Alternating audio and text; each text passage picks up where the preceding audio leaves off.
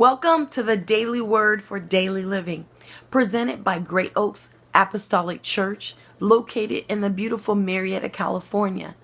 We are at 25687 Jefferson Avenue, and if you're ever in the area, please stop by and fellowship with us. This month, we are reading from the New Testament, one of the Gospels, the Gospel of St. John.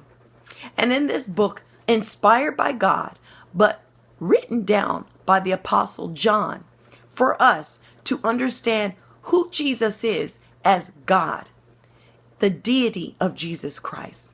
The four Gospels actually have different perspectives. Matthew looks at Jesus Christ as King, while Mark looks at Jesus Christ as servant. Then we come to Luke, who looks at Jesus Christ as man, and then finally the Gospel of John, looking at Jesus Christ as God himself. We will be reading verses 1, 2, 3, and then going to verse 14, so that we can understand having an encounter with Jesus Christ is having an encounter with God. Join me as we listen and as you listen to God's word. St. John, verse 1, 2, 3, and verse 14 reads as following. In the beginning was the Word, and the Word was with God, and the Word was God. The same was in the beginning with God. All things were made by him, and without him was not anything made that was made. Verse 14 says, And the Word was made flesh, and dwelt among us, and we beheld his glory, the glory as of the only begotten of the Father, full of grace and truth. May the Lord have a blessing to the reading, hearing, and doing of his word.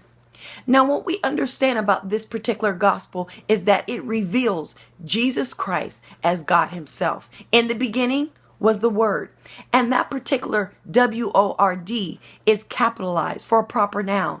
It is Jesus. It was in the beginning that Jesus, not his beginning, not God's beginning, but our beginning, that he made the creation for us.